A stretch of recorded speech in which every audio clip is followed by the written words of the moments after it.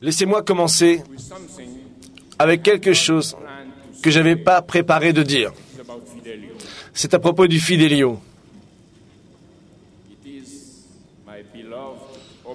C'est mon opéra préféré. Et c'est le seul que je connais avec une fin heureuse. Ce n'est pas une pièce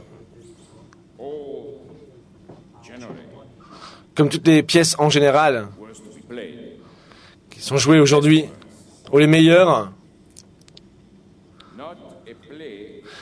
Pas une pièce qui vous laisse penser à la situation, à la fin tragique, l'échec du héros ou de l'héroïne qui est challengée à faire quelque chose de mieux que ce qu'elle fait actuellement et qui vous challenge à la fin de l'histoire à faire pareil et faire mieux. À la fin, c'est pas de Fidelio, c'est différent. C'est pas une fin heureuse. Ça laisse quelque chose de pas très confortable. Voilà. Mais vous êtes heureux quand même, parce que vous voyez que quand vous mobilisez votre courage et votre esprit, vous pouvez transcender votre destinée. Et ça, c'est quelque chose qui est donné à nous tous, à chacun d'entre nous. Parce qu'on est tous humains, comme Léonora. Et c'est pas simplement donner, mais c'est demander. Ça nous est demandé. Et si vous voyez ce que Léonora a fait pour son mari, elle l'a fait pour l'humanité. Mettre les gens sur la scène à la fin de l'opéra. Donc cette fin heureuse est dans le futur. Dans le futur qu'il va falloir créer. Et spécialement dans des moments dans la vie, ou des moments de vie ou de mort, comme notre moment de l'histoire aujourd'hui. Et la fin heureuse de Fidelio, c'est pas comme dans un film américain où on est heureux et on reste là, béat. Mais au contraire, ça nous demande de dire la vérité et de se battre pour elle. Comme si Beethoven avait composé cela pour nous, aujourd'hui, maintenant. Composé pour que nous soyons véridiques. Donc soyons véridiques. Et parlons totalement de ce monde. L'Europe, comme elle est une espèce en voie de disparition, une ombre errante. Il n'y a aucun espoir pour l'Union européenne qui est basée sur le principe oligarchique du désavantage des autres. Le désavantage des nations qui sont membres de cette Europe et des gens au bénéfice de la City de Londres et de Wall Street. Il n'y a pas d'espoir pour une Union européenne qui, pas simplement répand l'oppression dans des autres pays, mais opprime ses propres constitutions, sa propre économie. Donc notre mission immédiate, ici et maintenant, c'est de libérer l'Europe de ces requins financiers et de l'échec culturel. Ironiquement, c'était les nations que l'Europe a soumises à ces règles qui pourraient être clés pour la libération de notre oppresseur. Je veux dire les BRICS et l'Organisation de la coopération de Shanghai. Pas comme un groupe de nations qui est orienté vers lui-même, mais comme Narendra Modi a dit, un concert de nations qui agit pour l'intérêt mutuel et le bénéfice de tous leurs partenaires, ouvrant la porte au milieu de la tragédie de notre époque pour un futur meilleur, basé précisément sur l'idée que le développement, le vrai développement, ne peut seulement être mutuel et basé sur des accomplissements scientifiques de la créativité humaine. C'est pour ça que nous avons organisé ce panel comme un orchestre d'interventions qui viennent de différentes parts de l'humanité. Un travail en cours, comme on joue une musique, opposé au son de la compétition furieuse qui prévaut dans ce monde qui présentement s'autodétruit. Regardez à ce qui se passe juste devant nos yeux. On doit le redire encore. Le processus combiné de cette épidémie de barbarie, de crimes humains dans l'Asie du Sud-Ouest. L'épidémie d'Ebola, potentiellement une nouvelle peste noire, est une menace pour la civilisation entière. Ces deux tueurs sociaux ne sont pas limités à cette région du monde. Elles se développent dans les secteurs développés et en Europe en particulier. Les djihadistes du Londonistan, et maintenant je peux ajouter le Parisistan, ou les autres Istans en Europe, sont préparés à revenir en Europe, entraînés à violer et à tuer. Déjà en France, un d'entre eux a appelé ses frères et sœurs pour tuer des civils français au hasard. La revanche contre les bombardements des armées occidentales. On a joué avec le feu. Et maintenant, ce feu revient pour nous frapper, nous. Décembre prochain, l'Organisation mondiale de la santé a estimé, et c'est probablement même sous-estimé, que Ebola pourrait infecter de 5 000 à 10 000 personnes par semaine. Peut-être même 20 000 par semaine, tuant la plupart d'entre eux à cause du manque de traitement adéquat en Afrique, le manque de logistique en Afrique. Sous cette règle du néocolonialisme financier britannique basé sur le triage humain, le continent africain est la partie du monde la plus exploitée et la plus pauvre, une situation acceptée d'une manière ou d'une autre par tous les pays européens. Ce triage est accepté d'une manière ou d'une autre par tous les pays européens. Et pour ne pas parler de la politique de l'isolation des malades, même si c'est justifié, mettre un stop au développement économique qui ajoute la famine à la maladie. Et Ebola ne s'arrête pas aux frontières, comme on l'a dit hier. Ça ne s'arrête pas aux frontières. On a créé le danger pour une épidémie à travers les continents, une explosion.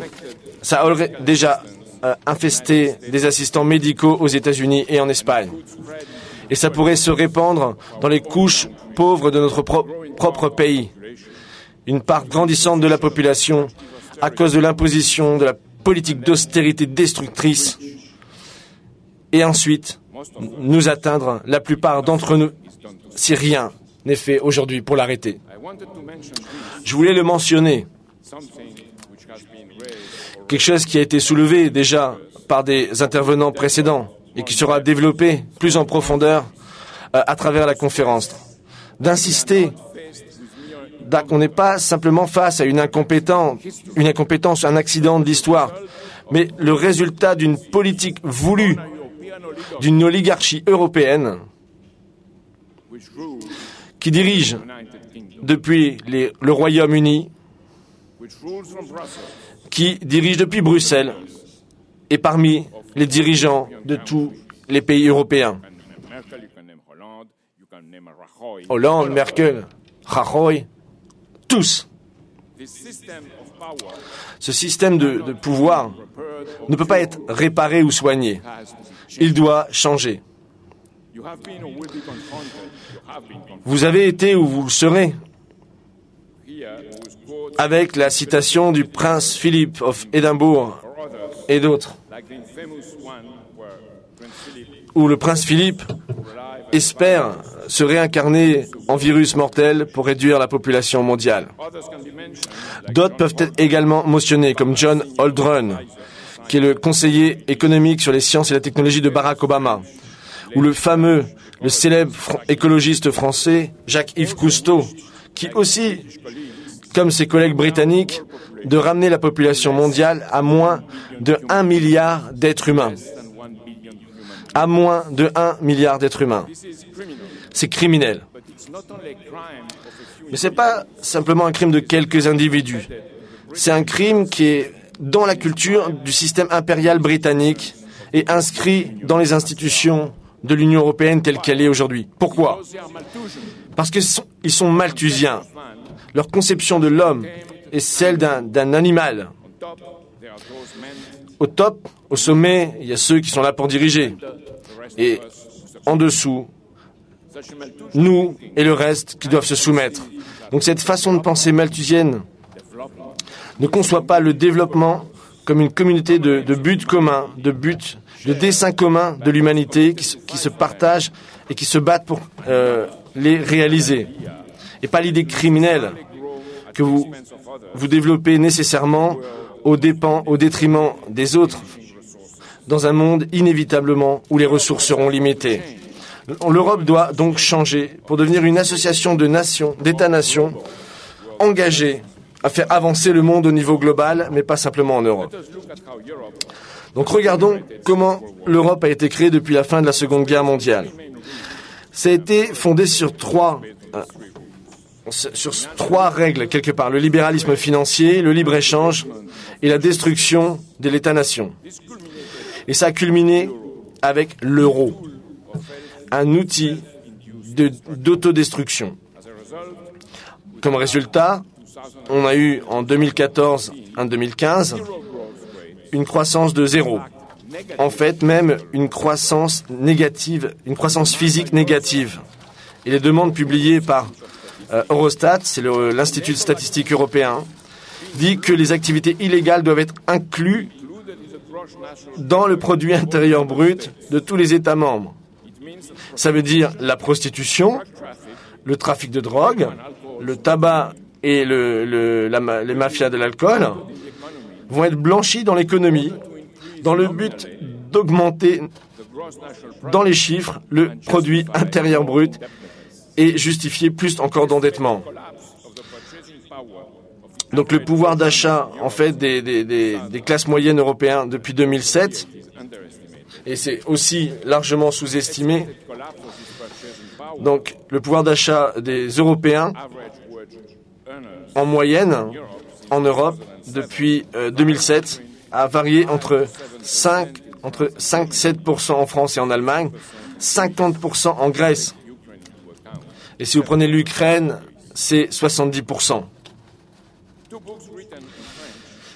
Deux livres ont été écrits en France par Coralie Delhomme, Europe, les États désunis, et Robert Salé, Le viol d'Europe.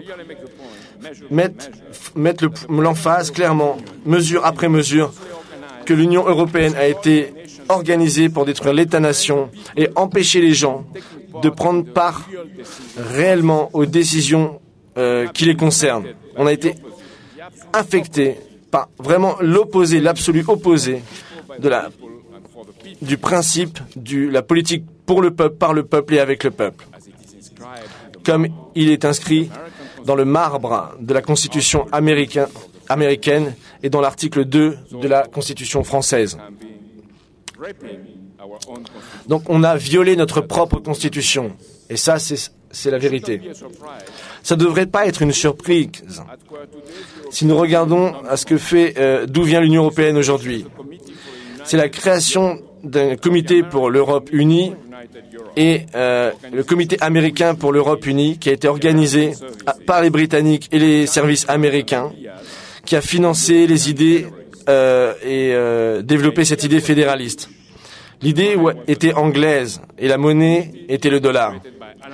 Et ce comité américain pour l'Europe unie a été créé par Alan Dulles, qui était le chef de la branche américaine de Wall Street et de la CIA, et par Duncan Sandys, qui était le protégé de Winston Churchill.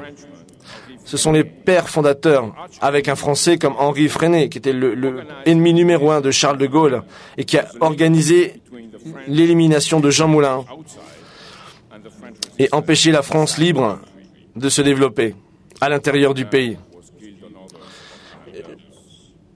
Jean Moulin a été tué sur les ordres d'Alain Deleuze. Le Congrès pour la liberté de la culture, financé par les fonds du plan Marshall, a créé le fonds culturel pour imposer cette Europe pervertie. Jean Monnet et Robert Schuman ont partagé le boulot pour leurs amis pour faire le boulot en Europe, et incluant leurs amis qui se baladaient dans les corridors du Vatican. C'est le péché original de l'Europe, pour ainsi dire.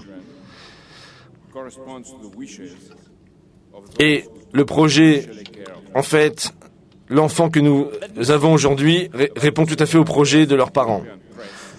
Donc, laissez-moi dire quelque chose à propos de l'état d'affaires de la presse européenne et de des institutions économiques. Dans la presse européenne, Udo Ulfkotto, qui était l'éditeur en chef du Frankfurter Allgemeine Zeitung, un des journaux principaux en Allemagne, a récemment admis que j'étais éduqué à mentir, à trahir, à ne pas dire la vérité au public. J'ai été éduqué à mentir, à trahir, à ne pas dire la vérité au public. Et il a décrit comment il avait été sous l'influence de la CIA. Il sait que la plupart des journalistes des grands médias, aux États-Unis et en Europe, sont des agents non officiels travaillant pour les agences de renseignement. Et je le cite. Je cite Ulfkott.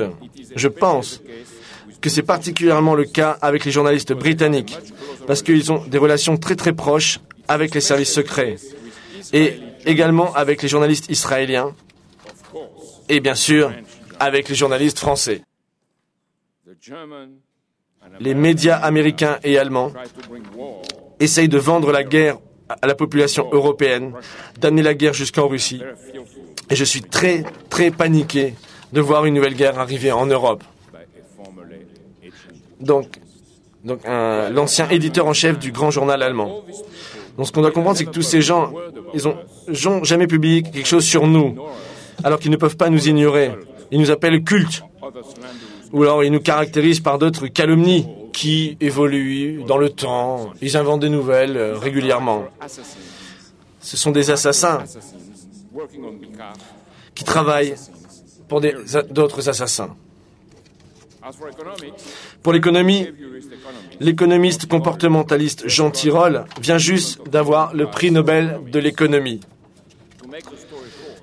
Pour faire dire les choses rapidement, il a toujours prétendu que le concept de crise systémique est sans fondement et que réguler les fonds spéculatifs ou les produits dérivés est tout simplement impossible. Et il dit « laissez ça aux idéalistes irrationnels ». Après avoir enseigné à Princeton et au Massachusetts Institute of Technology, il a créé un fonds de 60 millions d'euros pour l'État français, la Toulouse School of Economics et l'Institut des études avancées de Toulouse, faisant la promotion, parmi d'autres choses, du concept de l'illusion mutuelle assurée. MAD, Mutually Assured Delusion, l'illusion mutuelle assurée. En anglais, ça fait MAD, ça veut dire fou. Mais disons les choses brutalement. Est-ce que l'Europe et l'Espagne vont être un pont pour un développement futur de l'Eurasie vers l'Afrique, ou alors ils seront le pont de la marche funéraire de l'Ebola dans le centre de l'Europe? Est-ce que l'Allemagne, la France, l'Italie et les autres pays européens vont retrouver leur impulsion humaniste, ou ils vont continuer à répandre le contraire au nom de l'idéologie de l'impérialisme britannique? Sommes-nous déterminés à jeter à la poubelle cette idiotie de la géopolitique, la pensée déductive, de jeter ça à la façon dont on pense la plupart d'entre nous?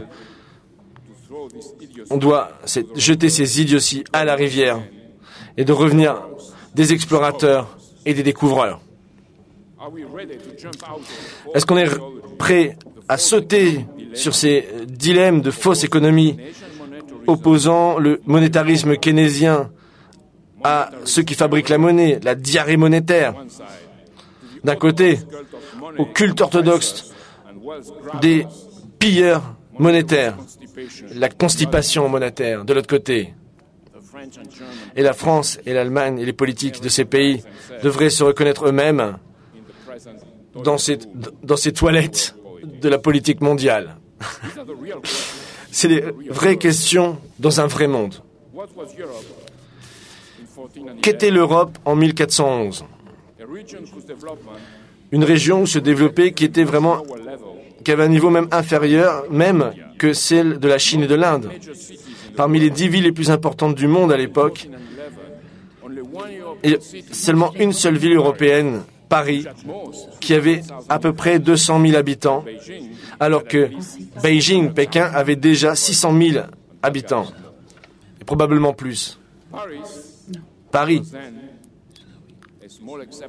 c'était une petite exception dans une petite Europe. Même en 1792-1793, Lord Macartney,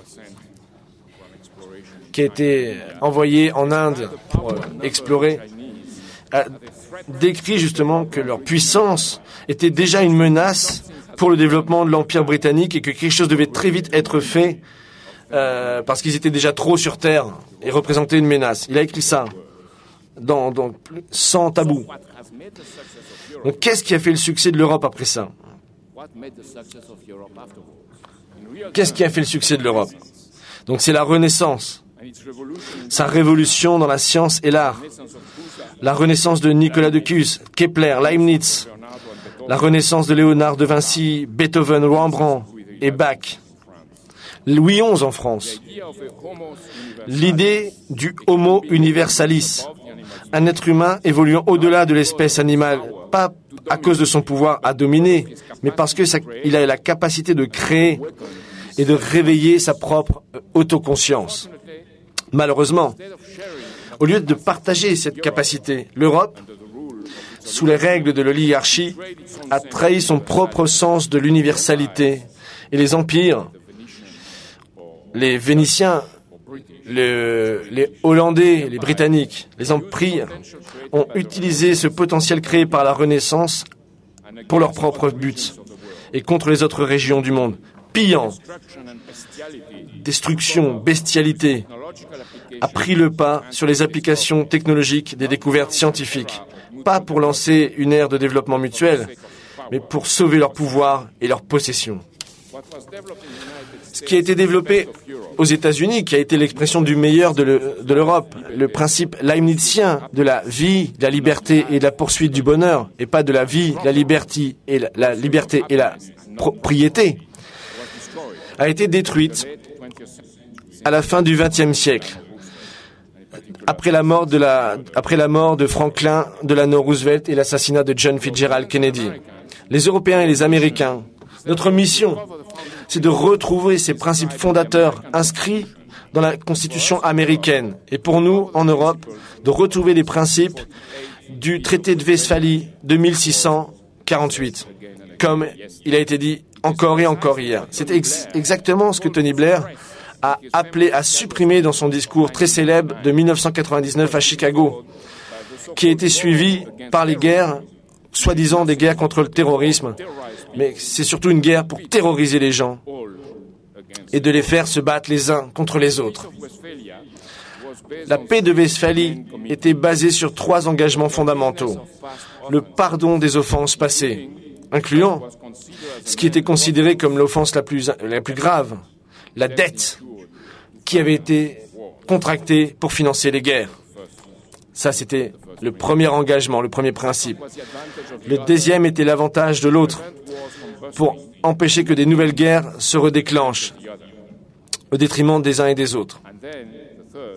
Et le troisième, la mise en place du principe de la souveraineté nationale basé sur le respect mutuel. C'est exactement ce qui a été jeté à la rivière par l'Union européenne présente, qui est ni européenne, ni une union. Donc, où est-ce qu'on va trouver cette impulsion pour cette renaissance? Chez ceux qui ont mieux gardé nos principes, même si c'est imparfait. Oui, je veux dire, oui, les BRICS. Dans les mots de Narendra Modi, faire du développement un mouvement de masse, tout comme Mahatma Gandhi a fait de la liberté un mouvement de masse. C'est le paradoxe du moment de l'histoire dans lequel nous vivons. On a perdu nos principes en Europe et aux États-Unis. Et le seul moyen de les retrouver, c'est de se laisser inspirer par le mouvement généré par les BRICS. On doit se sortir des crimes qu'on a fait, se libérer de l'oligarchie et de l'oppression qui répand le crime et l'horreur et la destruction au niveau social. Dans le but de tout ça, On doit se libérer une bonne fois pour toutes de cette oligarchie britannique et de ces troupes qui sont partout, et particulièrement aux États-Unis, et aussi dans nos propres pays. Ça ne veut pas dire qu'on n'a rien à amener, justement, dans le panier de mariage. Je ne crois pas, comme l'école des historiens britanniques, les Gibbons, les Toynbees, je ne crois pas à la fatalité d'un déclin, à la poursuite d'une dégénérescence sans fin. Je pense que plus le danger grandit, plus ce qui sauve est présent, fournissant la capacité de se mobiliser pour le futur de l'humanité, au-delà même de l'Europe elle-même. Et si l'Europe, depuis la fin de la Seconde Guerre mondiale, a fait quelque chose qui a de la valeur, ça a été de créer la paix entre les nations européennes, même si c'était sur un compromis réalisé avec l'oligarchie. Maintenant, on doit faire le ménage chez nous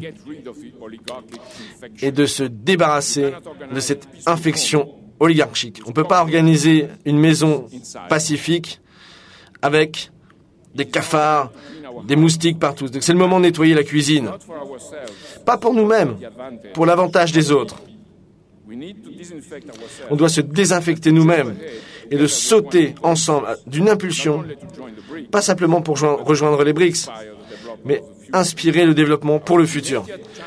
Notre défi immédiat n'est pas simplement d'arrêter les choses horribles qui se passent, mais de faire que des bonnes choses se passent, qui dérivent de nouveaux principes. Un exemple historique me donne de l'espoir. Ce n'est pas un, mais c'est deux. Je pourrais même dire trois. Un, c'est celui de Anton Willem Amo, un jeune Africain du Ghana, qui a été adopté en 1707 par le duc of Brunswick Wolfenbüttel et a été traité comme un membre de la famille. Il a été à l'université of Halle de Wittenberg, à Jena. Il a étudié la logique, la métaphysique, la physiologie, l'astronomie, l'histoire, les lois, la théologie, la politique et la médecine. Et il maîtrisait 6 langues. Et j'ai même pas... Mais personne ne le connaît dans les books d'histoire. Mais avec son langage, ça faisait 6. Anglais, français, latin, grec, allemand. En 1729, il a écrit un mémoire des Jure Mororum en Europe, où il appelle au droit des Noirs à être traités pareil que les Européens. Il a gagné son doctorat en philosophie à Wittenberg en 1734 et il a écrit une thèse remarquable sur l'absence de sensations dans l'esprit humain et sa présence dans notre corps vivant organique. Il était contre le dualisme cartésien et a développé une conception leibnizienne de l'humanité basée sur la découverte de principes et l'élaboration d'idées au-delà de la perception sensorielle. Donc il est retourné ensuite là où il était né, après Allemagne. Donc il a été enterré au Ghana dans une forteresse hollandaise. Abbot Grégoire, qui était un Français, a écrit dans Notice des nègres et des mulâtres distingués par leurs talents et leurs ouvrages sur les accomplissements des auteurs noirs. Et Amo était aussi une référence clé pour Kwame Nkrumah, qui était le premier président du Ghana. Le deuxième cas, c'est au XVIIIe siècle. C'est Abraham Petrovitch Gannibal, un enfant noir adopté et libéré par le tsar russe Pierre le Grand,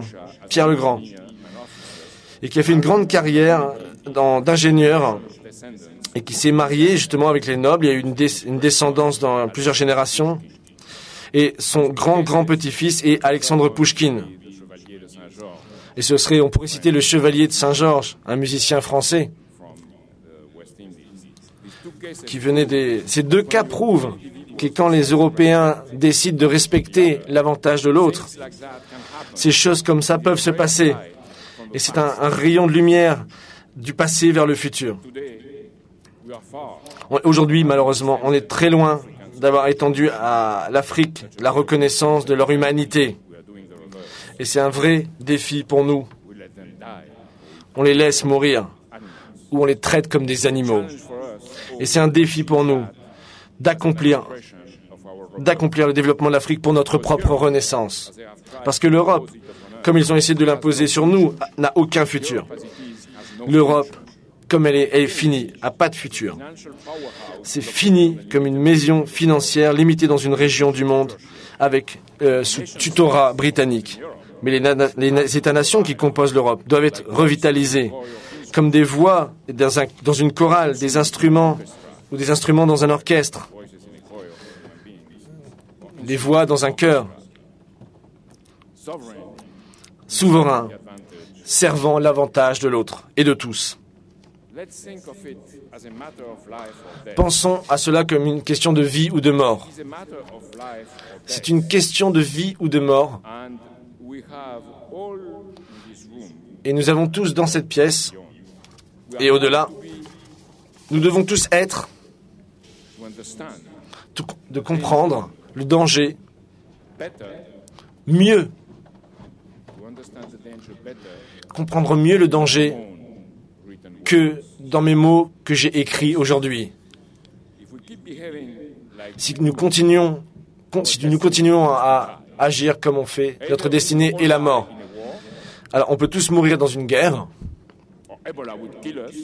ou Ebola va nous tuer, ou alors, où on peut être détruit par les vagues d'austérité successives. C'est aujourd'hui et maintenant. C'est une extermination planifiée de masse. Mais pensons à la paix. La paix par la contribution de toutes les nations européennes. La vie, ça veut dire arrêter de s'opposer à l'Est, la confrontation contre la Russie, contre la Chine, Iran.